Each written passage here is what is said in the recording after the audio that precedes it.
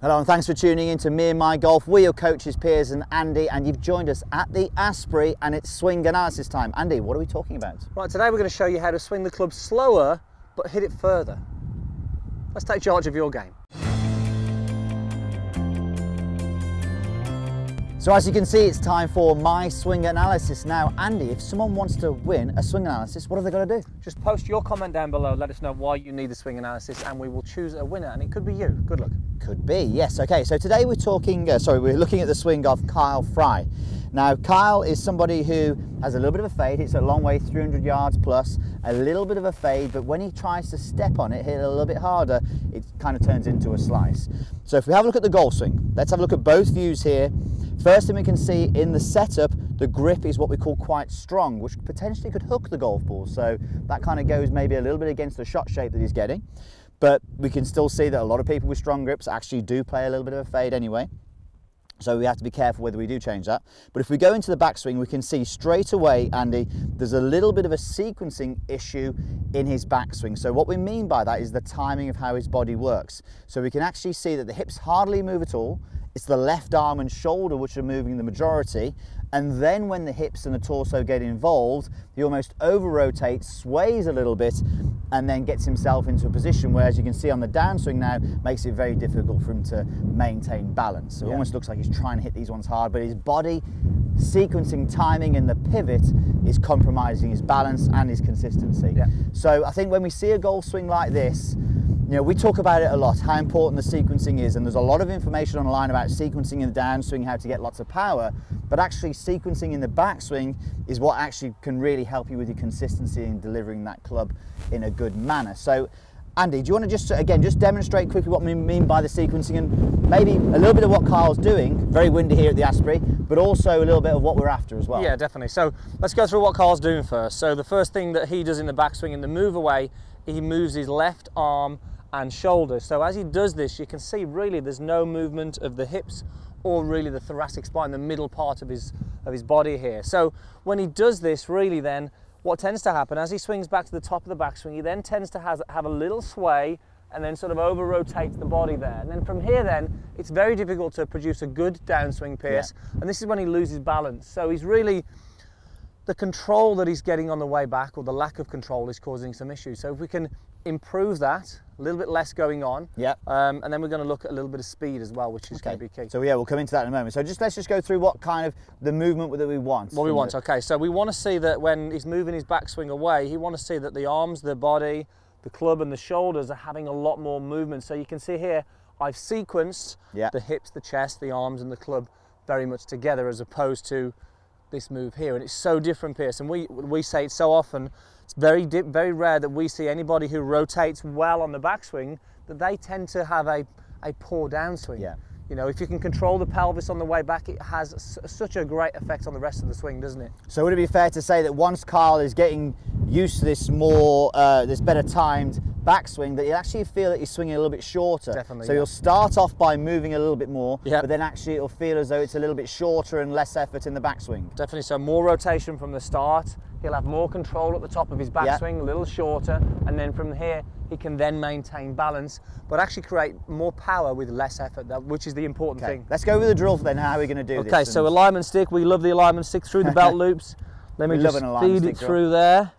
You can carry on talking, Pierce. Yeah, absolutely. So, and it's a little bit fiddling around. So look, these alignment sticks, you know, you've got to have some in your game because they can do so many different things for you. Andy's going to use this as a very visual guide to how his hips are moving, especially in the start of the backswing. Right, let's go through what Kyle does then. So Kyle, if you do this and swing your arms back, you will notice the alignment stick has not moved at all. Not at all. The club looks in a great position, but the pelvis hasn't rotated. So we're going to really use it, like you say, as a visualization thing. As I move away now, I want to make sure my pelvis rotates. Look at the difference now. I'm still in a great position with the club, but my pelvis now has rotated from here. Now I can wind up to the top, be under control, a little bit shorter, and it's so much easier. I'm quite comfortable here, Pierce, as well, which is important. Okay, and you can hit shots doing that as well, can't you? Definitely, yeah. Okay. So look, that's the first thing, Carl. So make sure you do lots of swings with that just to get the feeling of how to do it. But the one thing we're going to sort of hit home on a little bit as well is we don't like the fact that you were losing balance on all the shots. We don't like the fact that you said the shots become more uncontrolled when you are trying to hit it a little bit harder. So we're actually going to use do a little bit of a test here with Andy, with TrackMan. You can get the alignment stick out the way now if you want to, Andy, or you can leave it in your call. So let's actually get you, we see this a lot with people, our clients. Let's get you hitting a shot where you feel as though you are hitting it hard, okay? I know you haven't probably had time to warm up this morning, so let's get you hitting a shot now where you feel like you're going to hit it hard, and then I'm going to get you to hit one at maybe a 75% power, okay, yeah? Yeah. So this is going to be normal speed. Okay, so normal speed, maybe yeah. even a little bit harder, maybe even a little bit harder. Okay.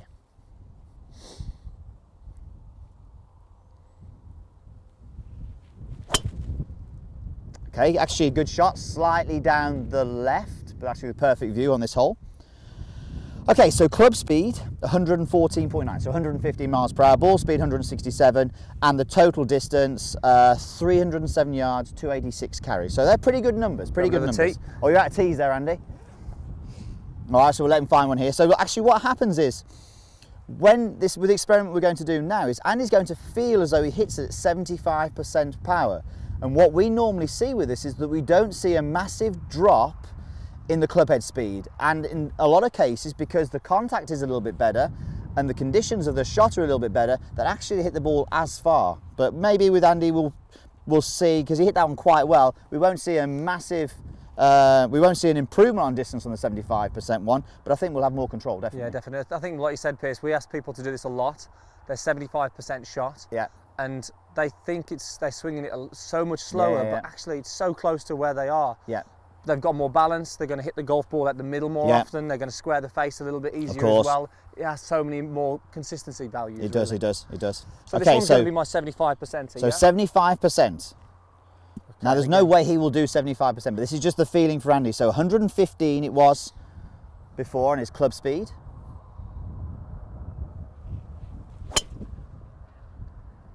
Yeah, good shot. So again, you can see I really sort of felt that I swung the club at a pace where I could really maintain good balance and, you know, no excessive speed that's going to sort of throw me off balance there. I mean, look, your first shot was pretty good, but that's actually split the fairway, so that one is actually really good for accuracy. 112.3, so 3 miles per hour less club head speed, but you're under so much more control when you're doing that because you're feeling your 75%. So what we were 307 total on that one, 296 total. Yeah. So you've lost, you know, you haven't lost a lot of yardage. You have lost a little bit of yardage, but again, as we say, a lot of people when they do 75%, they actually hit the ball just as far, but they do have a lot more control on this. Yeah, and the thing is, if you were to hit 10 shots at 75%, the consistency of the distance would be much higher. So yeah. I think we always talk about the feel and real. What feels, you know, 75% is absolutely nowhere near, but I think over the period of time, especially in a round, you're going to find that definitely help the distance and the consistency around the course. Okay, so even if you're not Carl, if you're someone else who's watching this video, give that a try. You'll be impressed with the results. So Carl, what we need you to do is understand the sequencing in your body, in the backswing, with the hips and the torso. We need you to feel as though you're hitting the ball at 75%. The grip, leave alone for the moment. Maybe when it comes to the winter, you can have a little bit of a look at that. Don't get changed in the grip because it's not a hooking grip, so you don't need to change it just yet. So guys, don't forget, enter the competition down below. Yes. Let us know why you need a swing analysis. Also, if you haven't already, hit that subscribe button to see more great videos like this every single week. And now for the best tip of all, if you're really serious about improving your game this year, head over to meandmygolf.com. Andy, what do they need to do? Right, click the link in the corner, start your 30-day free trial. We promise you will love it. Loads of content on there to help. Thanks for watching and we'll see you there.